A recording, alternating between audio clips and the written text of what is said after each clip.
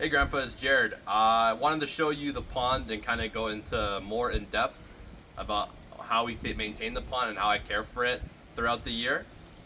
So if you, as you can see in the background, I got the hose running. You might be able to see some of the fish, and you can see the waterfall I got running over there. So a little bit about the pond, Grandpa. This was built in 2004. You and Grandma decided it'd be a good addition to your backyard. I'm not exactly sure when you guys added fish, but I know every fish you see here, which I'll show you in a bit, I added personally over the last 2 years. Some of the bigger goldfish you see are the ones that are the oldest. A lot of the smaller ones you see are the ones that have had babies. Our prized possession fish is this big white and grayish black fish called truck. I call him truck. And we have, you might be able to see him now in this angle, but I'll zoom in later. Two black and yellow fish called banana koi, or that's what I call them. And Grandma calls them Bert and Ernie. Recently, in the last month or so, I purchased one banana koi just to see, just cause. But as of recently, they've had their own babies. They might be harder to see on footage, but I was able to see a couple of them.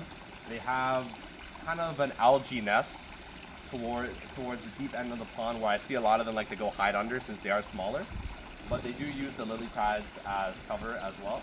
So Grandpa, every 3 days I fill up the pond. We lose some water just due to evaporations. Sometimes there's a little bit of spillage if some of the fish like to flap around. So I just use this to turn it on. Okay, so you might be able to see a little bit. I do have the hose running just a tad right now. And we're at the point in the summer where everything's in full blossom. You see some of our flowers back there. And you can see the lily pads have also blossomed as well. I know you told me before, you asked if the pond was hard to upkeep. It's pretty standard. So this is our filter we have here.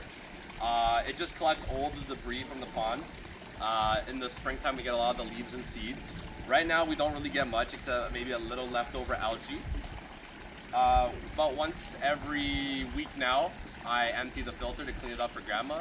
But in the spring I do it once every 2 days because we get all the debris like I said. I know you also asked me before how I keep the fish alive during our Canadian winters.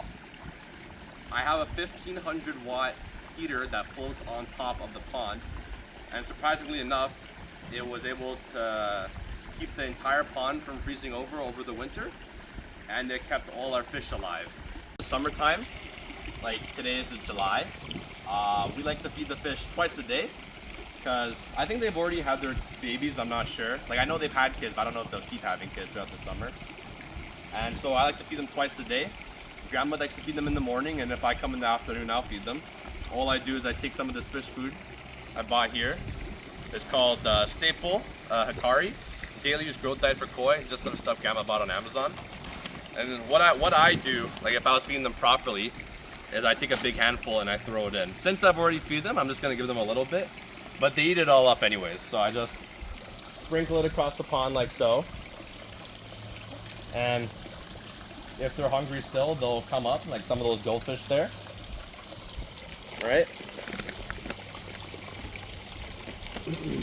And while they feed, one thing to note, how I keep them alive during the winter is we don't feed them at all. They go into somewhat of a hibernation.